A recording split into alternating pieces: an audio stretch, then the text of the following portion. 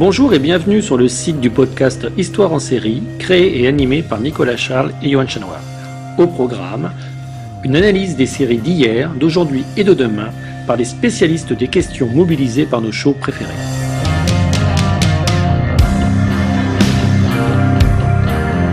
Histoire en série, c'est le podcast qui met en relation histoire, sciences humaines et séries.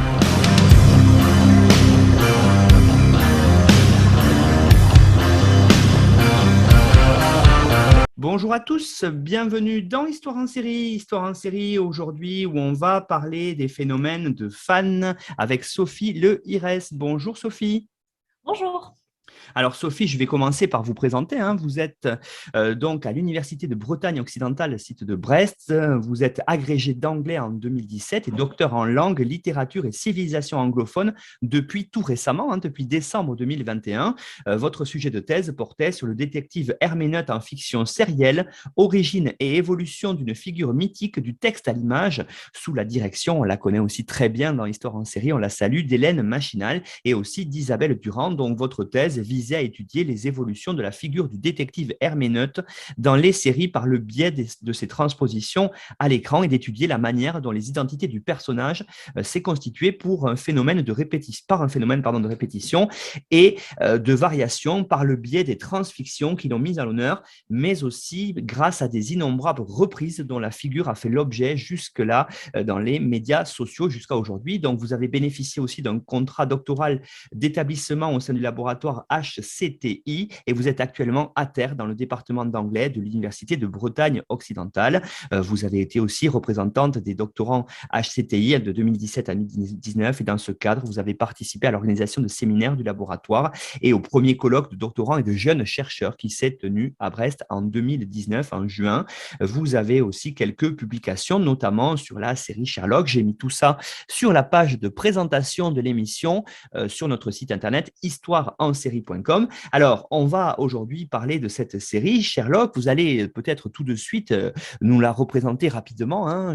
Pour celles et ceux qui voudraient peut-être une analyse plus en profondeur, je les renvoie à notre page d'accueil pour aller retrouver le numéro de l'épisode qu'on a enregistré avec votre directrice de thèse, Hélène Machinal, sur la série Sherlock. Parce qu'aujourd'hui, Sophie, vous allez me dire, on va surtout s'intéresser à Sherlock, bien sûr, mais à Sherlock vu à travers les fans. Alors, peut-être pour commencer, rapidement, faites-nous quand même un petit pitch et une petite présentation de la série, s'il vous plaît. Oui, bien sûr. Alors, Sherlock, c'est une série britannique qui a été produite par la BBC et dont les créateurs sont Mark Gatiss et Steven Moffat. Il y a 4 saisons de 3 épisodes chacune, plus un épisode spécial. Donc, ce sont des épisodes d'1h30. Et ça a été diffusé entre 2010 et 2017. Donc, c'est une série récente. Et donc, le pitch, c'est une transposition des aventures de Sherlock Holmes au XXIe siècle, dans le Londres du XXIe siècle. Donc, en réutilisant notamment les personnages qu'on connaît bien, Sherlock Holmes, Dr. Watson, évidemment, mais aussi Mary Watson, Lestrade, Madame Hudson. Voilà, tous les personnages bien connus créés par Conan Doyle dans une version modernisée dans le Londres d'aujourd'hui. Voilà. Donc, ça récupère des intrigues qui existaient déjà, créées par Doyle, avec des éléments mis à jour, forcément, pour coller à notre contexte. Voilà, je pense que pour les détails, effectivement, je vais renvoyer aussi à l'épisode enregistré par Hélène Machinal. Je pense que là, pour aujourd'hui, on a l'essentiel. Merci beaucoup, Sophie, pour la présentation rapide. Effectivement, je pense que pour aujourd'hui, on a l'essentiel.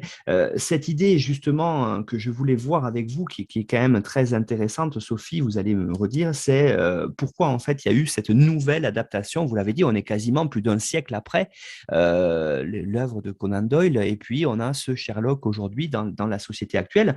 Alors, l'idée, c'est pourquoi? C'est qu'il y a eu une certaine frustration de certains lecteurs face à certaines enquêtes, enquêtes qui n'étaient peut-être pas assez fouillées, et du coup, il y a eu matière pour Moffat et Gatiss pour faire quelque chose de neuf? Oui, alors ouais, complètement. Alors le principe de l'adaptation avec Sherlock Holmes, ça a été ça dès le départ en fait. Vraiment dès les débuts, à la fin du 19e siècle et tout au long du 20e siècle.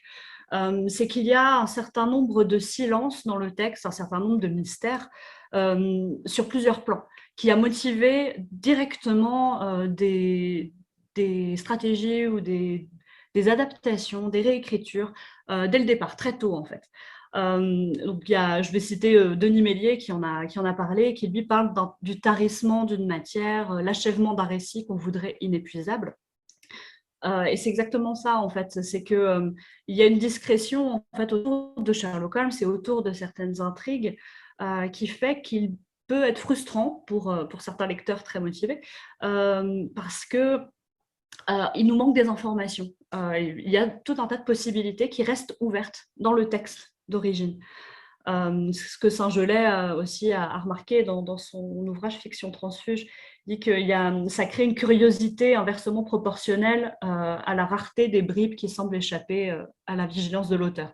Mais en soulignant quand même que l'auteur, sans doute, fait ça sciemment, en fait, pour interpeller aussi le lecteur, sans doute, et lui donner un petit peu de grain à moudre pour la suite. Donc pour Sherlock Holmes notamment, il y a un certain nombre d'enquêtes qui sont mentionnées au passage dans les aventures, mais qui ne sont jamais écrites par Doyle, qui ne sont jamais développées. Donc ça a été un premier point de départ possible pour des personnes qui souhaitaient poursuivre un peu l'expérience et qui se sont amusées, attelées à la tâche d'écrire ces enquêtes qui sont mentionnées et avec des titres toujours un peu intrigants et qui poussent justement à l'exploration. Mais autre chose qui a aussi poussé, qui a aussi motivé ces réécritures, c'est que le personnage principal lui-même est quand même entouré d'un grand mystère. Il reste assez inaccessible dans toutes les nouvelles et lui-même, en fait, devient une énigme.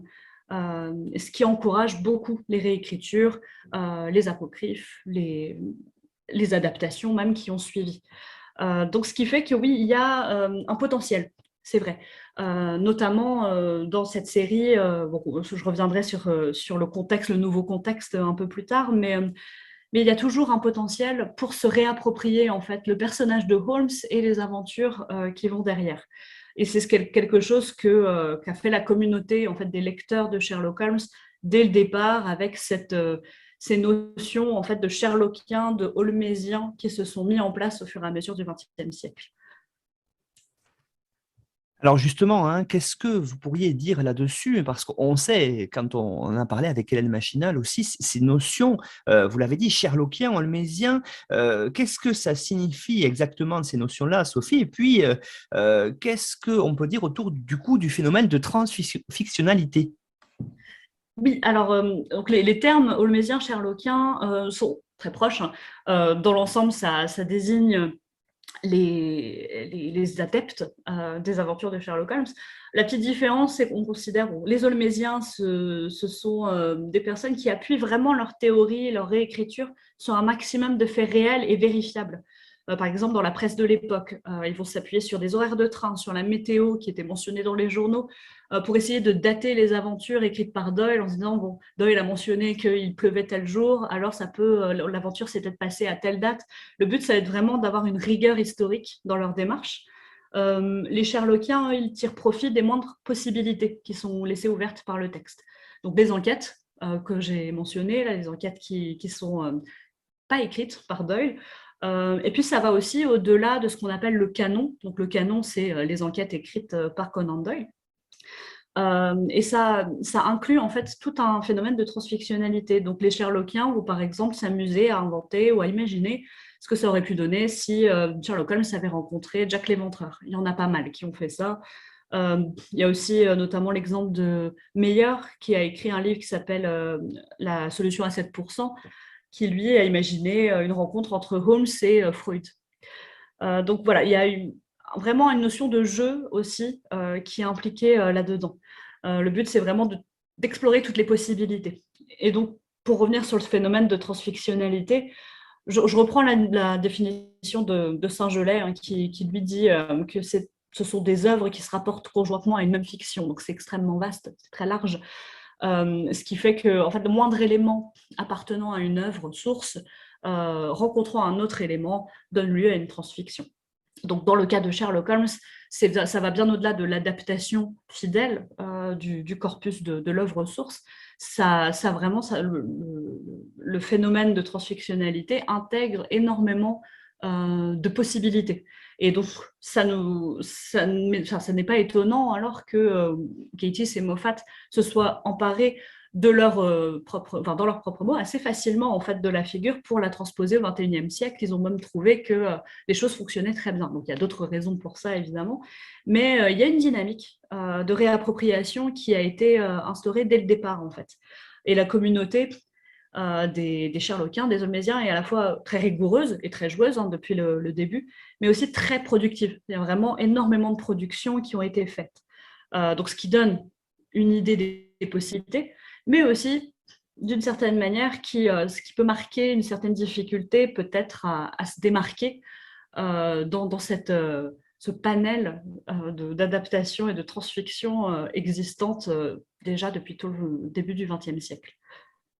Oui, quand on parle de Sherlock Holmes, on est face à quand même un personnage hyper connu, que ce soit au cinéma, que ce soit aussi, et pourquoi pas, dans les animés, par exemple. C'est un personnage qui a été hyper repris. Donc, comment Moffat et Gatiss ont réussi finalement à peut-être essayer, en tout cas, de se démarquer autour de leur série, finalement, hein, qui s'intitule Sherlock. Et puis, il y a quand même cette idée que malgré toutes les reprises, il y a quand même un certain horizon d'attente autour du personnage de la part finalement des fans. Oui, tout à fait. Le principe de l'adaptation, c'est vrai que ça sous-entend un certain nombre de difficultés. Donc déjà, oui, de se démarquer, je reviendrai là-dessus, et aussi le fait d'avoir un horizon d'attente qui existe déjà. Et dans le cas de Sherlock Holmes, il y en a vraiment un qui s'est en plus construit tout au long des reprises et qui est iconique en fait. Maintenant, on s'en est devenu iconique. Donc, pour reprendre rapidement une définition à l'horizon d'attente du point de vue de la réception, pour Joss, par exemple, c'est un système de référence qui est objectivement formulable, c'est-à-dire un certain nombre d'éléments qui objectivement représentent une œuvre, un personnage, etc. Donc là, dans le cas de Sherlock Holmes, ça implique la nécessité de se conformer à un certain nombre d'attentes, un certain nombre d'éléments pour que le personnage soit reconnu en fait, en tant que Sherlock Holmes. Et puis que l'œuvre fonctionne en tant qu'adaptation, qui est donc une transposition vraiment d'une œuvre identifiable. Donc, par exemple, pour Sherlock Holmes, on peut parler de son adresse de 221 Baker Street, son violon également, ça fait partie de ces éléments. Ça, c'est des éléments qui étaient déjà dans l'œuvre de Doyle. Mais ce qui est intéressant aussi avec Sherlock Holmes, c'est qu'il y a beaucoup d'éléments qui font partie intégrante du personnage et qui sont apparus plus tard, au moins pas dans l'œuvre de Doyle.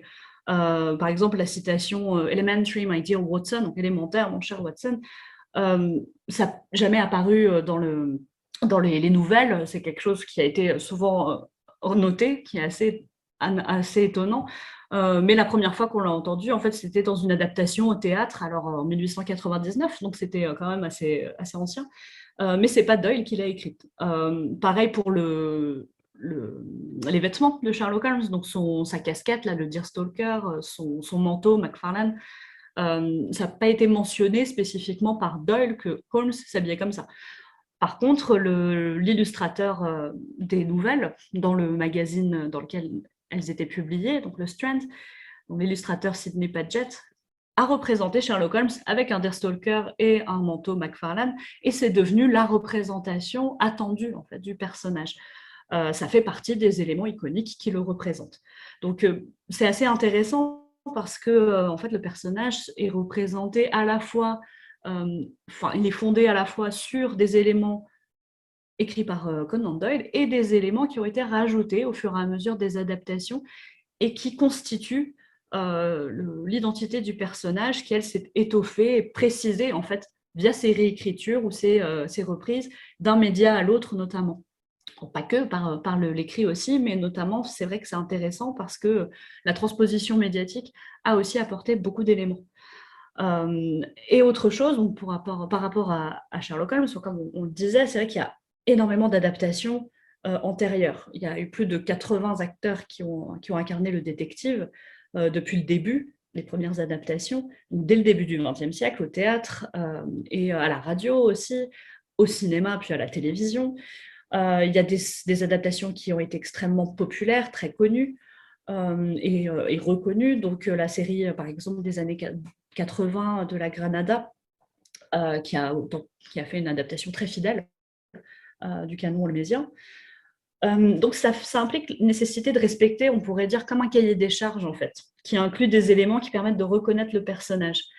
Donc, c'est une difficulté parce qu'il faut à la fois s'y plier pour qu'on reconnaisse bien que c'est Sherlock Holmes, mais en même temps, il faut être original parce que sinon, quel intérêt de proposer une nouvelle adaptation pourquoi faire, en fait? Il faut vraiment apporter une certaine identité unique lorsque on propose une nouvelle adaptation et ça devient de plus en plus difficile dans le paysage des adaptations de Holmes.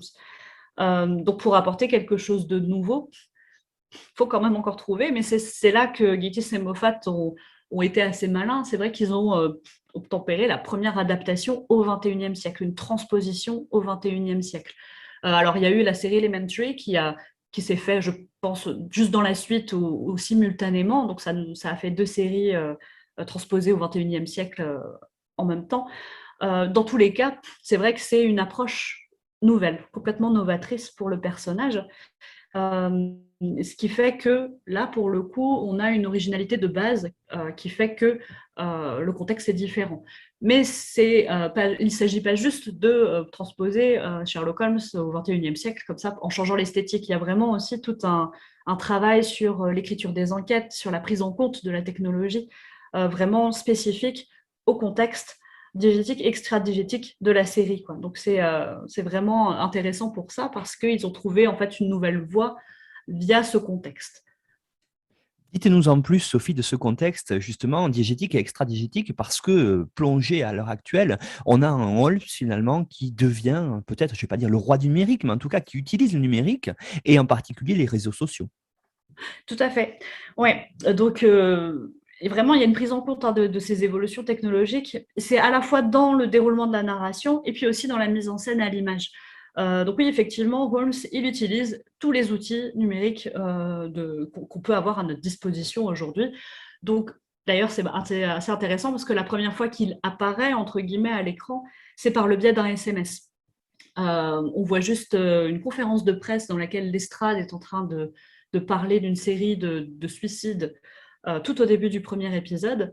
Et Sherlock Holmes lui envoie un message pour lui partager ses impressions, seulement signé SH, donc ses initiales, mais le spectateur averti saura immédiatement que c'est Sherlock Holmes.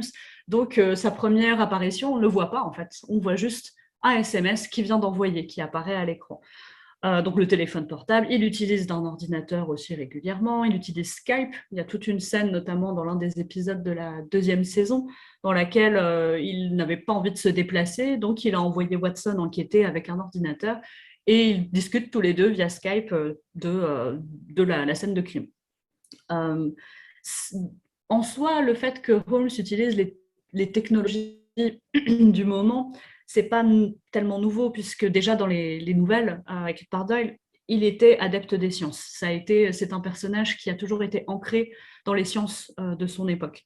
Donc chez Doyle, par exemple, c'était un chimiste averti. Il utilisait déjà la chimie moderne pour renseigner ses enquêtes. D'ailleurs, la première rencontre entre Watson et Holmes se fait dans un laboratoire où Holmes est en train de découvrir des nouveaux procédés pour identifier des taches de sang sur des scènes de crime. D'ailleurs, et dans la série, ça a été repris. On le voit très régulièrement dans un laboratoire en train de conduire des expériences chimiques aussi. Donc, c'est intéressant parce que les 2 créateurs de la série ont vraiment récupéré, réutilisé la facette du personnage qui est vraiment ancré dans les sciences et utilisateur des sciences de son époque et ont tenu compte de ça pour l'ancrer dans le contexte d'aujourd'hui, dans le contexte numérique. Donc, au-delà des évolutions comme le téléphone, il utilise, oui, les réseaux sociaux qui apparaissent à l'écran d'ailleurs. Donc, je parlais des contenus du SMS. Il y a un épisode où on voit une mise en scène d'une supposée clé qui permettrait de déverrouiller les portes créée par Moriarty, qui apparaît aussi à l'écran. Et puis, Holmes lui-même, alors ça, je ne vais pas trop détailler parce que Hélène Machinal l'avait très bien fait dans l'épisode, hein, mais il est représenté presque comme une machine à penser avec son palais mental qui apparaît à l'écran comme une réalité virtuelle dans laquelle il navigue. à la manière du personnage, notamment de Minority Report. Donc, je ne m'attarde pas plus là-dessus, mais effectivement, il y a vraiment une omniprésence des interfaces, des réseaux, du monde numérique à l'écran également, pas seulement dans la façon dont les intrigues sont écrites. Et puis, au-delà de ça, dans l'intrigue, Sherlock Holmes a son site internet avec un forum. Watson a un blog également. Donc, les réseaux sociaux sont là dans leur vie quotidienne, tout le temps. C'est assez intéressant d'ailleurs parce que Watson n'est plus du coup le narrateur des nouvelles, mais il a quand même un rôle important dans la manière dont les aventures de Holmes sont présentées au grand public, donc dans le cadre de la série, dans le cadre de l'intrigue, parce que c'est lui qui tient le blog toujours et qui partage les histoires de manière un petit peu trop rocambolesque pour Holmes. Ça, c'est pareil, c'est quelque chose qui revenait régulièrement dans les nouvelles, le style un petit peu émotif de Watson, critiqué par Holmes. Mais voilà, ça montre une façon, une approche assez originale pour garder les réseaux sociaux à l'écran. Et ça permet aussi d'ailleurs de faire des petites références à des nouvelles qui n'ont pas été, à proprement parler, adaptées dans la série, mais qui sont réutilisées avec des titres de posts que Watson utilise sur son blog. Donc, on voit certains titres retravaillés qui font référence à des titres de nouvelles qui existent.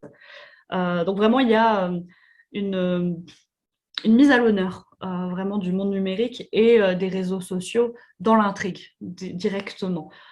Qui fait, on a l'impression dès la première saison que ça fait vraiment appel à cette communauté aussi numérique à l'arrière et à ce qui pourrait en découler vis-à-vis notamment des réutilisations par les fans, par la fandom. On a souvent parlé de ce phénomène de fans et de fandom. En particulier, je renvoie aussi les auditeurs au numéro de Livre en série qu'on a réalisé avec Mélanie Bourda autour de son livre, justement, Les fans. Alors, elle ne parle pas des fans de Sherlock et justement, c'est pour ça que j'ai trouvé que cette émission était très intéressante parce qu'on allait pouvoir rentrer plus dans le détail de cette série-là. Alors, avant d'aller dans finalement Sherlock et les fans, ce qu'on verra dans une troisième partie de notre émission aujourd'hui, Sophie, peut-être représentez-nous pour celles et ceux qui n'auraient pas écouté les émissions sur les fans, véritablement, qu'est-ce que c'est être fan et finalement, qu'est-ce qu'on entend, qu'est-ce que c'est ce que vous avez évoqué à l'instant, cette notion de fandom?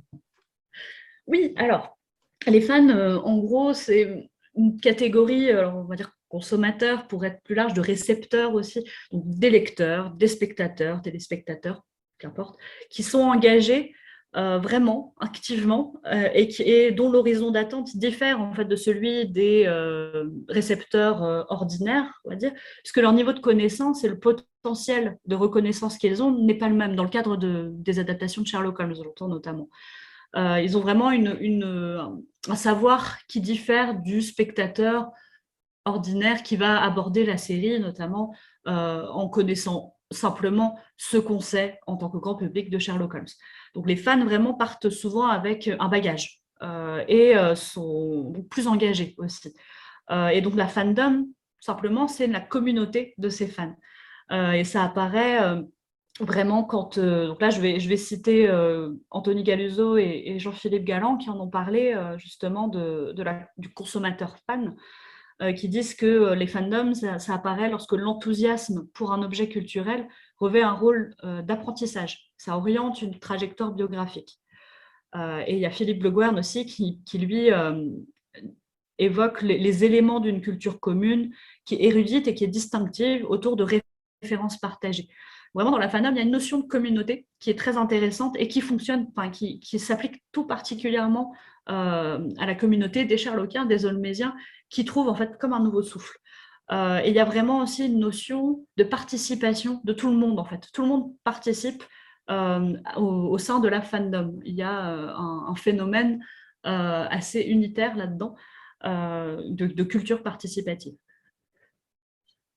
Alors, dites-nous en plus ce que vous entendez par cette notion justement de culture participative. C'est très intéressant parce qu'on est là on y reviendra aussi plus tard dans l'émission, une véritable interaction par personne, on va dire interposée, parfois à l'autre bout de la planète, donc pas via les réseaux sociaux notamment, ou Internet. Et ça, c'est très intéressant, cette idée-là de construire finalement quelque chose à plusieurs. Oui, tout à fait. Ouais. Alors, pour en dire plus pour la culture participative, je vais m'appuyer sur ce qu'a fait Henry Jenkins, qui a beaucoup travaillé sur la question.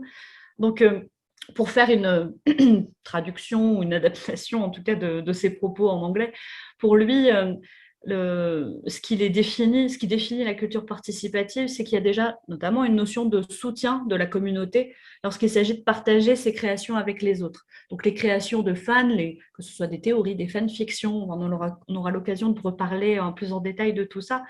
Euh, toutes ces créations sont vraiment soutenues par le reste de la communauté. Il y a un entrain, un engouement pour ça. Il y a également une sorte de tutorat, on pourrait dire, qui se met en place entre les fans les plus expérimentés et les novices, donc les plus expérimentés partageant leurs connaissances avec les novices. Mais il y a quand même une conviction que chaque contribution a son importance, que ce soit celle de personnes expérimentées ou de personnes qui rejoignent tout juste la communauté. Et puis, il y a aussi un sentiment donc, de connexion, effectivement, donc à l'international d'ailleurs, entre les membres de la communauté. Donc, l'opinion des autres a vraiment son importance. Et donc, il y a des discussions vraiment argumentées et tout le monde a son mot à dire. C'est ça qui est intéressant dans la culture participative, c'est qu'il n'y a pas de hiérarchisation des opinions ou des connaissances, et chacun a quelque chose à apporter. Et donc, il y a vraiment cette idée que l'intelligence collective apporte toujours un plus qui nourrit encore et encore les productions possibles pour prolonger l'expérience, en fait. Qu'est-ce que vous entendez par cette notion d'intelligence collective finalement, Sophie? Parce que c'est quelque chose de très intéressant, justement, l'idée que ici, on n'est pas simplement chez soi en train de regarder une série, mais qu'on la vit différemment, c'est ça? Oui, tout à fait. Ouais. Il y a cette idée-là que en fait, l'intelligence collective se construit grâce aux contributions de chacun. Et tout le monde peut participer. N'importe quelle personne ayant vu la série, par exemple pour Sherlock, peut tout à fait apporter sa pierre à l'édifice. Donc, pour ce qui est de la notion en elle-même, il y a Pierre Lévy qui l'a définie, en disant que c'est une intelligence partout distribuée, sans cesse valorisée, qui est coordonnée en temps réel et qui aboutit à une mobilisation effective des compétences. Et le but de l'intelligence collective, donc, c'est la reconnaissance et l'enrichissement mutuel des personnes. Mais il y a vraiment cette idée que personne ne sait tout, tout le monde sait quelque chose. Donc, tout le monde peut apporter quelque chose de pertinent à la discussion.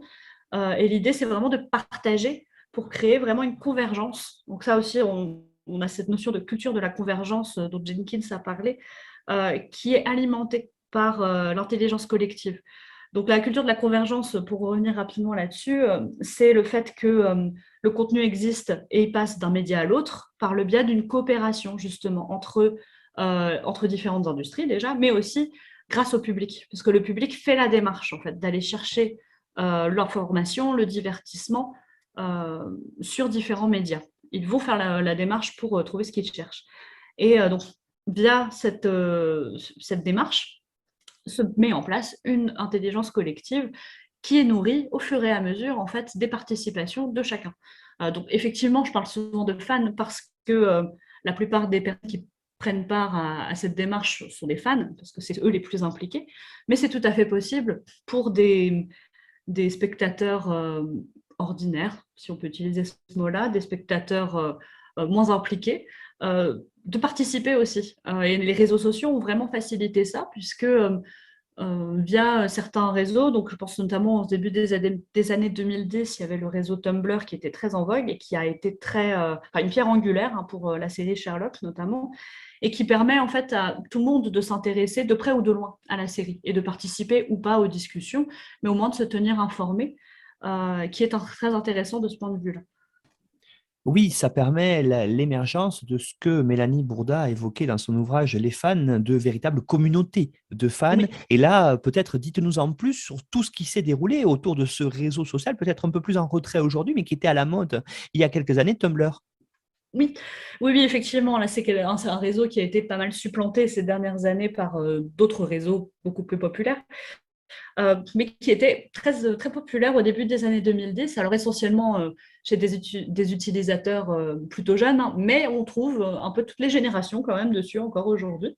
Donc le réseau Tumblr, en fait, se présente sous forme de blog, alimenté par des publications qui s'appellent des posts, qui peuvent être partagés et qui peuvent être étoffés aussi par ceux qui les partagent. Donc en fait, il y a une possibilité de partager une publication et de rajouter un commentaire personnel et ainsi de suite. Donc il peut se créer vraiment des grandes discussions sur les mêmes publications.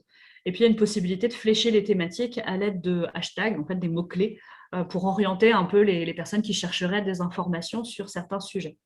Donc ça, c'est un réseau qui est un bon exemple justement de ce partage de connaissances qui est mis en valeur par la culture participative et l'intelligence collective, puisque les utilisateurs peuvent, à partir d'une publication qui existe déjà, faire part de leur opinion. Ils peuvent ajouter une information, ils peuvent partager la publication d'origine enrichie avec leur participation ou la participation d'autres utilisateurs.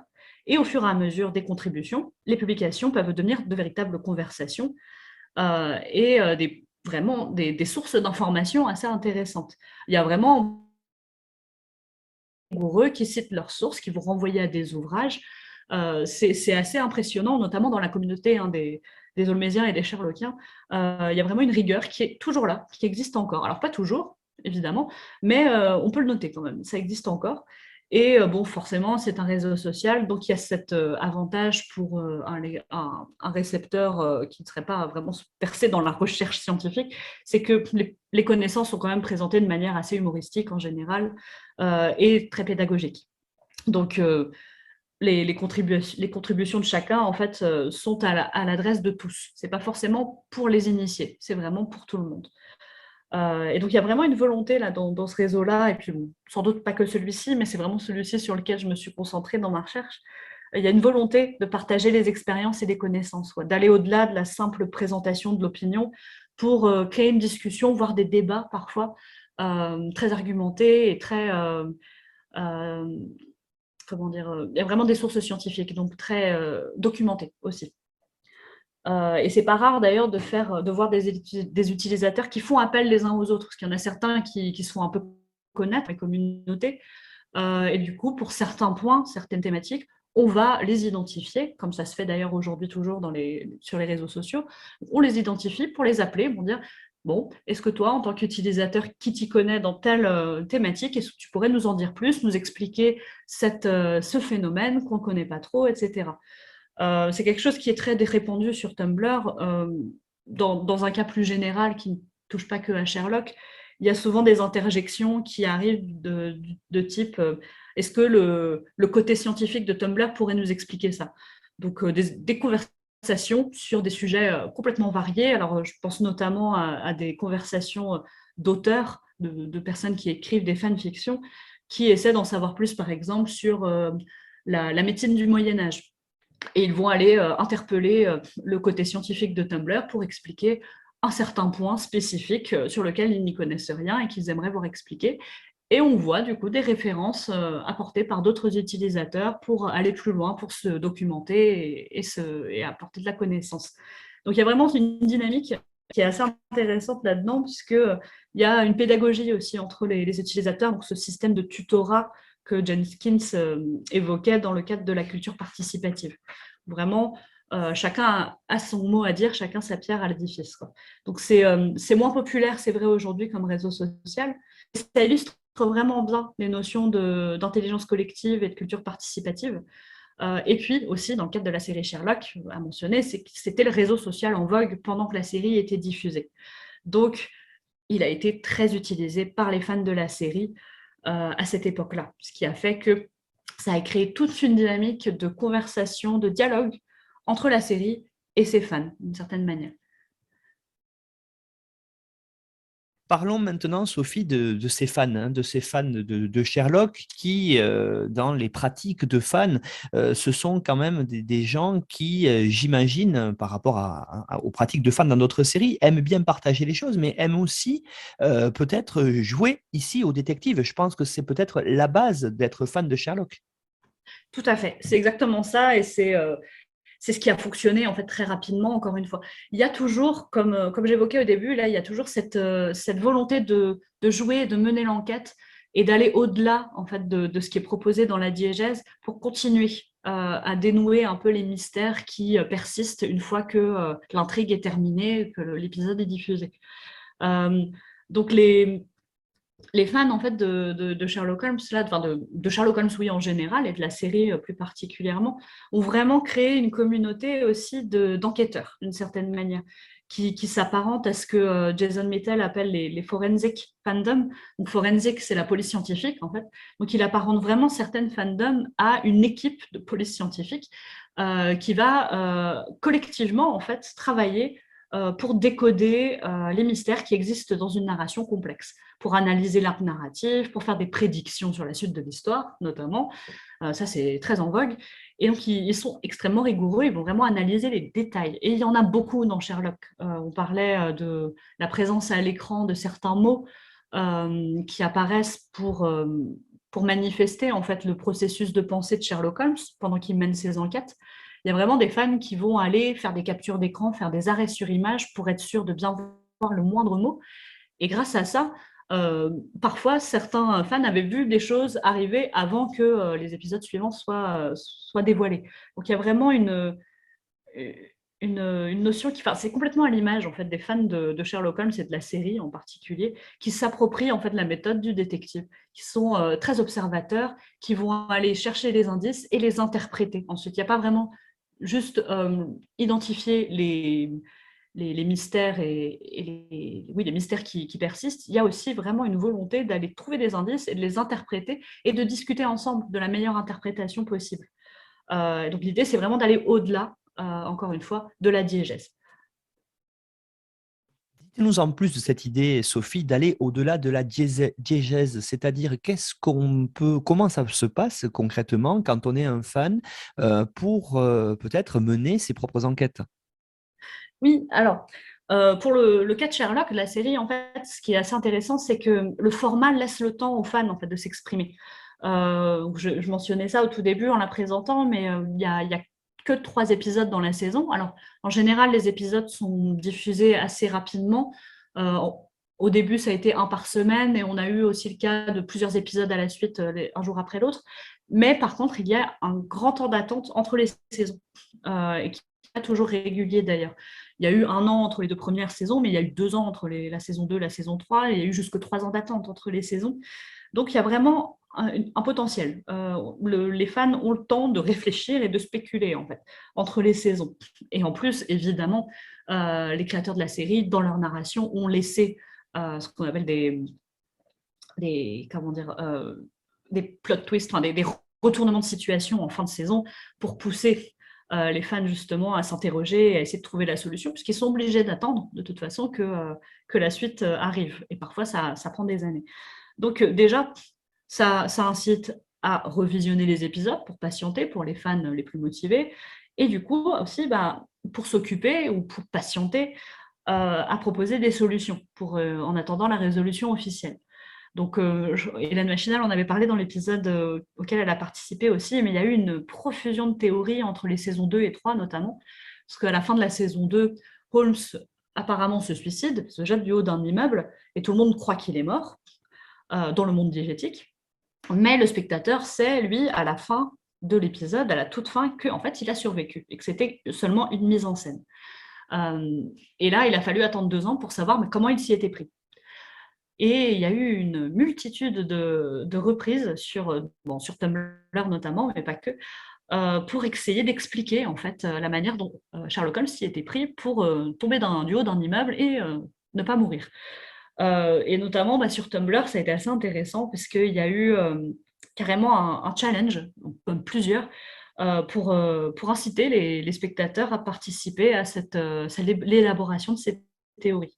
Donc, il y a un blog qui s'appelle Final Problem, donc le dernier problème, encore une fois une référence à Doyle, qui a établi un certain nombre de règles pour participer à ce challenge en fait, de théorie. Et le but, c'était assez intéressant, c'est qu'il y avait une grande liberté sur les médiums. On pouvait faire des fanfictions, on pouvait faire des vidéos, des reconstitutions, tout était possible. Mais par contre, il fallait être le plus complet possible. C'était vraiment spécifié. Il fallait être convaincant et être convaincu de son hypothèse. Vraiment y croire, quoi. L'idée, c'était pas forcément d'avoir raison, mais c'était de présenter son hypothèse comme une réalité qui était défendable. Et ça a donné lieu vraiment à un nombre de théories qu'on peut toujours consulter. Il y a des blogs qui existent toujours sur Tumblr et qui répertorient ces théories. Et c'était vraiment, ça allait très loin parfois dans le niveau de détail. Donc vraiment là, oui, c'est à l'image de cette forensic fandom, donc cette fandom détective qui se met complètement à l'image de son détective titre en fait. Et c'est un jeu qui a été tellement populaire entre les fans qu'il a attiré même l'attention des créateurs de la série et qui du coup eux-mêmes ont exploité certaines de ces théories dans la construction de la saison suivante. Et ils ont instauré, alors ça dès le début, mais encore plus au fur et à mesure des saisons, ils ont vraiment instauré un rapport ludique avec leurs fans, notamment, avec leurs spectateurs en général, mais avec leurs fans en particulier. C'est très intéressant, Sophie, cette idée de rapport ludique finalement entre les créateurs et les fans, parce que ici, dans le cadre de cette série-là, c'est pas le cas pour toutes les séries, mais peut-être autour de Game of Thrones notamment aussi, il y a eu cette idée que les créateurs tiennent compte de l'avis des fans, et ce par différents biais, par différents médias finalement. Oui, tout à fait. Ça, c'est un phénomène qui est intéressant parce que, encore une fois, c'est pas totalement nouveau, notamment quand on parle de Sherlock Holmes, puisque à l'origine, ce sont des nouvelles qui étaient diffusées dans la presse. En général, comme Sherlock Holmes, ce sont des nouvelles, l'histoire était terminée. Donc, de toute manière, il y avait peu de choses à attendre au niveau de l'intrigue. L'intrigue n'allait pas être modifiée. Mais lorsqu'on parle de feuilleton, notamment, alors ça, c'était surtout populaire. Bon, c'est populaire un peu dans le monde entier, mais en France, on en a eu énormément au 19e siècle. Les magazines tenaient compte du courrier des lecteurs pour voir aussi, pour inciter les auteurs à aller dans un certain sens. Euh, et Conan Doyle, lui, en a fait les frais déjà à l'époque. Hein. Il avait souhaité arrêter d'écrire les aventures de Sherlock Holmes, parce qu'il il aurait bien aimé passer à autre chose, mais les lecteurs lui en ont pas laissé l'opportunité. Ils ont écrit des courriers incendiaires à Doyle et aux magazines qu'il publiait pour réclamer des nouvelles de Holmes, pour se plaindre du fait que Doyle avait tué Sherlock Holmes. Il a été un peu obligé de s'y remettre, en fait, de recommencer à écrire. Donc, c'est vraiment un phénomène de dialogue entre les lecteurs, les récepteurs et les créateurs de fiction qui existe depuis un moment et qui est encore exploité, en fait, dans la série aujourd'hui. D'ailleurs, les créateurs se sont un peu laissés avoir aussi parfois par l'enthousiasme des fans.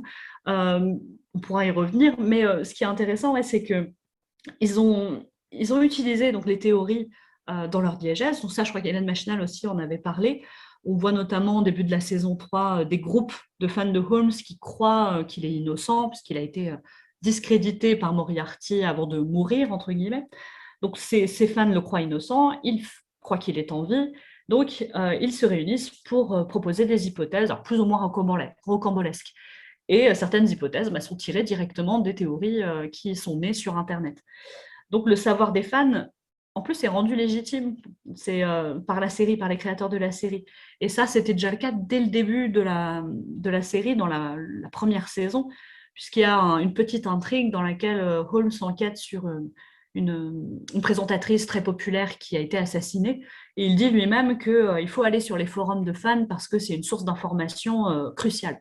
Donc le détective lui-même rend légitime en fait le savoir des fans, dit vraiment que ce sont des connaisseurs et qu'il faut leur faire confiance. Donc via en fait le personnage, c'est comme si les créateurs incitaient aussi les fans à prendre la parole, à s'exprimer en leur disant vous avez aussi une légitimité de votre côté, quoi. Donc il y a aussi un rapport qui s'est créé dès le départ et qui s'est étoffé au fur et à mesure des saisons.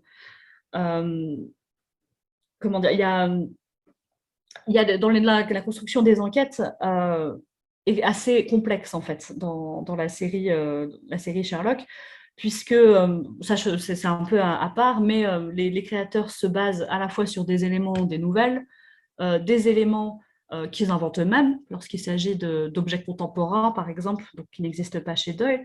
Ils s'inspirent d'adaptations précédentes et du coup là s'inspirent aussi du travail des fans. Donc il y a vraiment comme un patchwork de références qui est un peu pas jeté en pâture, mais proposé, on va dire, aux spectateurs qui s'y connaissent et qui peuvent s'amuser à essayer d'identifier toutes les références. Donc, savoir si tel élément vient des nouvelles de Doyle, si tel élément vient d'une autre adaptation, etc., etc.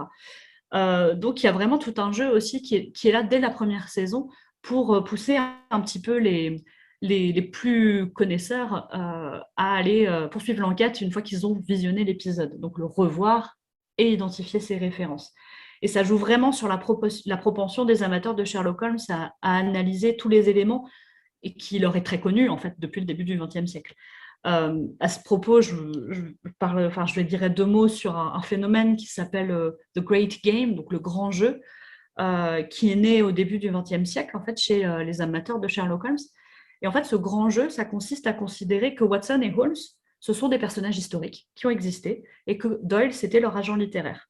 Donc c'est vraiment, il y a cette notion de suspension consentie de l'incrédulité, donc d'accepter la fiction comme une réalité, tout en partant du principe que c'est un jeu. Hein, ils ne croient pas littéralement que les personnages existent, mais on fait comme si. Et ça, c'est quelque chose qui existe depuis le départ et qui a été complètement reprise, qui existe toujours chez les fans et chez les spectateurs, certains spectateurs de la série aujourd'hui.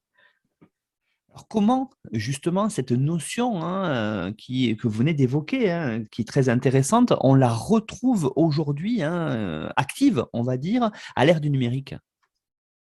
Oui, alors, donc il y a une porosité entre la fiction et la réalité avec ce grand jeu. Et aujourd'hui, en fait, donc les fans continuent à faire semblant de considérer la fiction comme une réalité. Et avec les réseaux sociaux, ça leur donne des nouvelles possibilités, en fait. Déjà pour communiquer, pour échanger. C'est instantané, forcément, via les réseaux. C'est global, c'est à l'international. Et ça donne vraiment du poids à la communauté. Et à ce sujet-là, je pense qu'un des exemples les plus parlants, c'est encore une fois entre les saisons 2 et 3, donc ce hiatus pendant lequel les fans ont pas mal théorisé sur la mort, entre guillemets, de Sherlock Holmes. Pour rappel, à la fin de l'épisode, dans l'épisode en question, Moriarty a également complètement discrédité la réputation de Sherlock Holmes et l'a fait passer pour un criminel, en fait, pour l'auteur des crimes sur lesquels il a toujours enquêté. Les fans en fait, ont mis en place pendant ce hiatus sur les réseaux un hashtag qui s'appelle I believe in Sherlock. Je crois en Sherlock Holmes, je crois en l'innocence de Sherlock Holmes, on va dire. Et c'est un hashtag qu'on a retrouvé partout sur les réseaux et qui est assez intéressant parce que ça dénote vraiment de cette volonté de faire comme si. Faire comme si Sherlock existait vraiment et qu'il y avait toute une communauté de soutien qui s'était mise en place dans notre monde à nous, pas que dans la diégèse, aussi dans la réalité des spectateurs. C'est des hashtags qu'on a retrouvés vraiment sur les réseaux, mais pas que. Hein. Personnellement, j'en ai même vu à Brest, dans la fac où je travaille. Donc, il y avait vraiment un engouement et une volonté de jouer, de continuer en fait à créer ce sentiment de communauté via ce jeu, qui était très intéressante. Et c'est bien pour la série aussi, c'est tout dans l'intérêt des créateurs, puisque ça alimente la fiction, ça alimente l'intérêt pour la série, alors qu'elle n'est pas en cours de diffusion.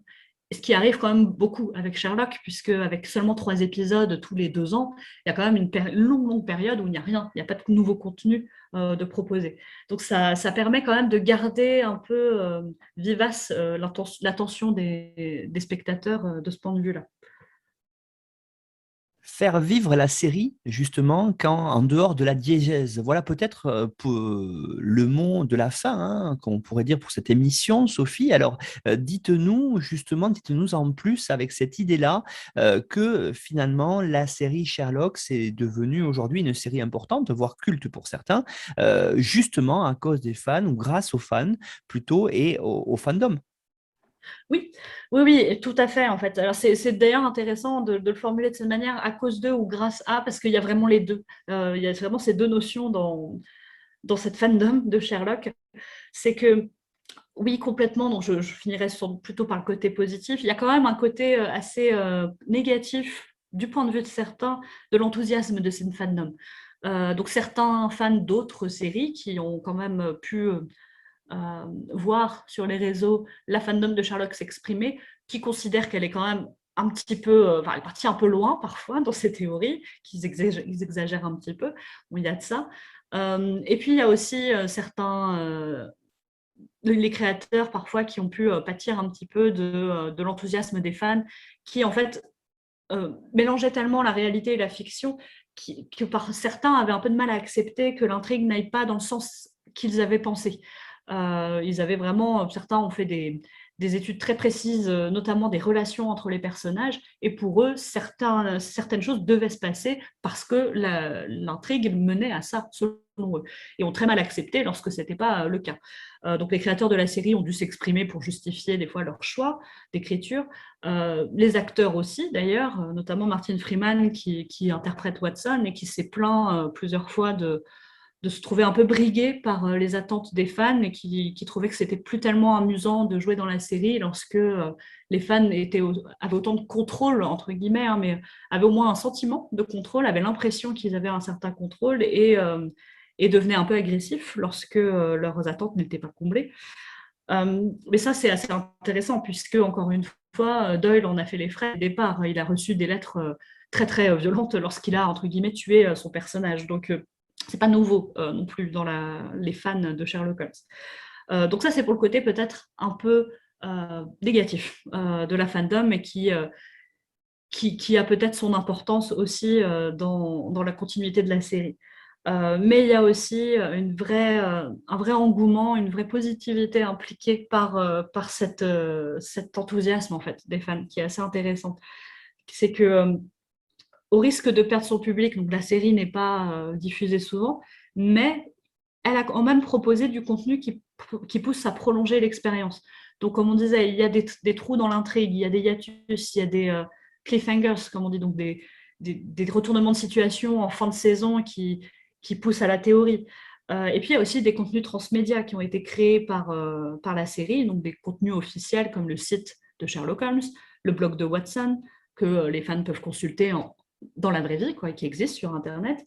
Il y a une application aussi qui avait été proposée, le network, Sherlock the Network, où il s'agit d'ailleurs encore de mener des enquêtes via l'application. Et puis, il y a une exploitation vraiment de la réactivité des fans dans la narration, donc de leur faire des petites références, leur faire comprendre qu'on les entend, on prend en compte leurs attentes dans une certaine mesure. Il y a aussi eu une convention. Alors ça, les conventions, c'est assez populaire, hein, surtout depuis quelques années, avec les conventions de comics, les Comic-Con par exemple.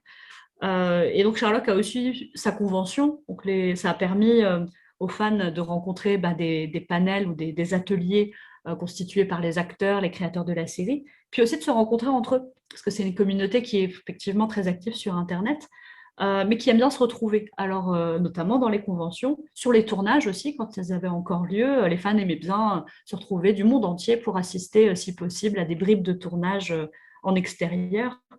Donc, il y a quand même, encore une fois, ce sentiment de communauté qui, derrière tout ça, se crée et est assez fidèle à la série et aussi fidèle entre membres.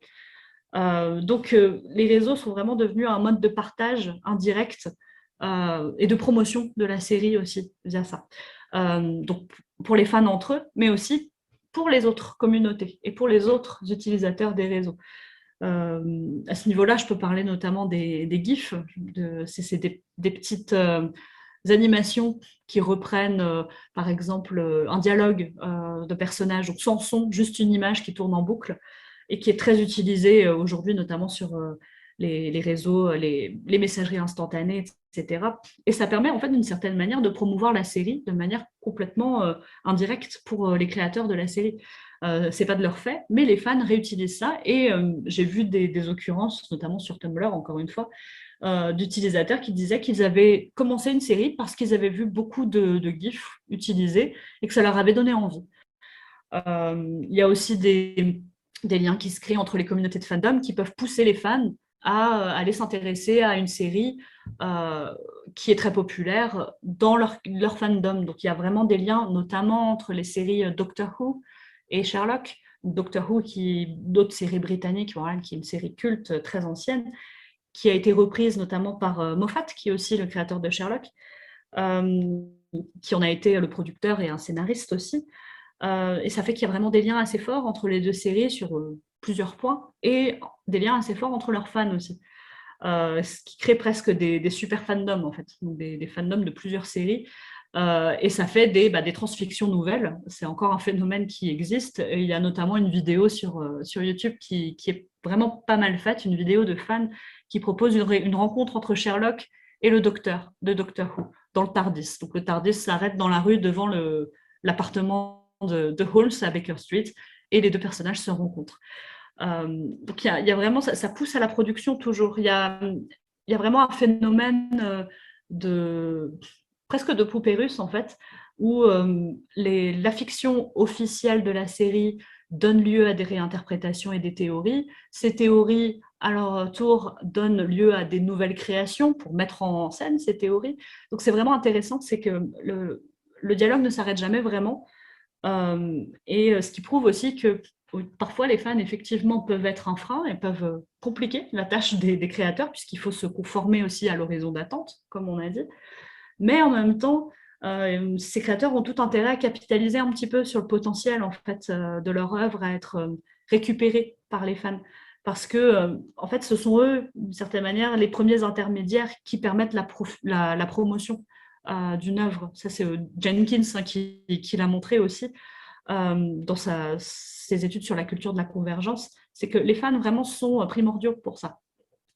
Et donc, d'une certaine manière, ça vaut la peine, et comme l'ont fait les créateurs de Sherlock, ça vaut la peine de tenir compte vraiment des tendances dans les groupes de fans. Et dans Sherlock, pour donner un dernier exemple, ça s'est fait, c'est assez flagrant, notamment dans la dernière saison, quand on parle des phrases d'accroche, les catchphrases, donc les phrases un peu cultes prononcées par les personnages et qui sont réutilisées, récupérées par les fans dans n'importe quelle situation, notamment pour créer des produits dérivés. Il y a eu beaucoup de créations de fans autour de certaines répliques des personnages dans les premières saisons. Et dans la toute dernière, il y a une scène assez amusante où Watson est avec sa compagne, Mary.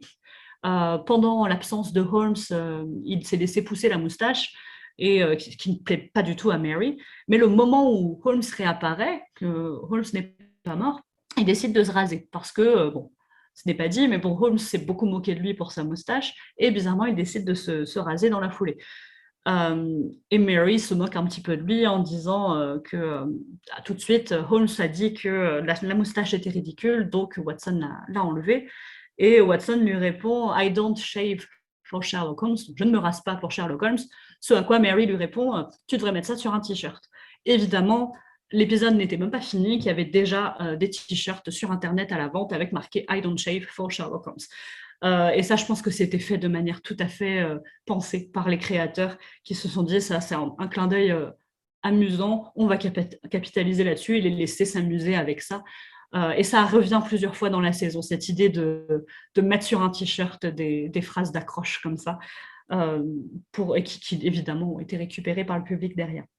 Donc, il y a quand même effectivement une notion d'économie derrière, enfin, c'est profitable, mais je pense que la démarche première des créateurs de la série, c'était quand même de créer un dialogue, un jeu avec leurs spectateurs, un jeu de référence, parce qu'eux-mêmes sont des grands fans de Sherlock Holmes depuis toujours, et ils avaient envie vraiment de partager en fait leur imaginaire et leur démarche, de le partager avec les autres fans, et c'est vraiment dans cette logique de partage, de participation, encore une fois, que la série continue à s'inscrire. Sophie de Hires, merci beaucoup pour cette émission sur Sherlock et ses fans, où on a pu véritablement comprendre les interactions qu'il y a entre les showrunners et les fans. Et c'est vrai que ça montre bien que écrire une série, ce n'est pas quelque chose que l'on fait dans sa tour d'ivoire, mais finalement que si on veut que la série fonctionne très bien, on doit avoir un rapport, j'allais dire, réel et réaliste avec le public. Alors vous avez fourni une bibliographie indicative, comme tous les intervenants et intervenantes de notre émission, que l'on retrouve sur notre site site internet histoireensérie.com. Et puis, vous nous retrouvez, bien sûr, on parlait de réseaux sociaux tout au long de l'émission, Histoire en série aussi à ses réseaux sociaux. Donc, vous nous retrouvez sur Twitter et sur aussi le groupe Facebook d'Histoire en série. Vous nous retrouvez aussi sur nonfiction.fr où vous avez le résumé de toutes les émissions et les liens pour aller écouter et podcaster notre émission sur toutes les plateformes ainsi que sur Spotify et YouTube. Sophie, merci beaucoup et puis peut-être à bientôt pour une nouvelle émission autour des fans. Oui, merci beaucoup à vous, avec grand plaisir.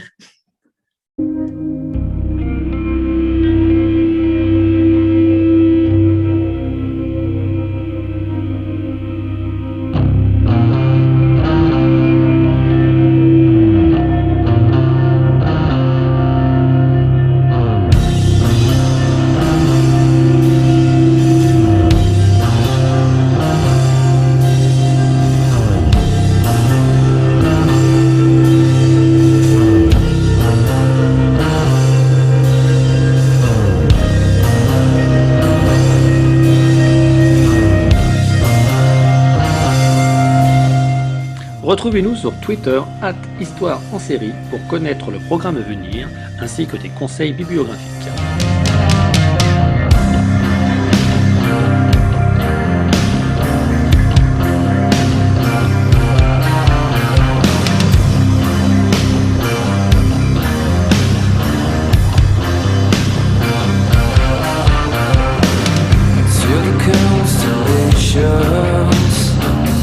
Travel logistically.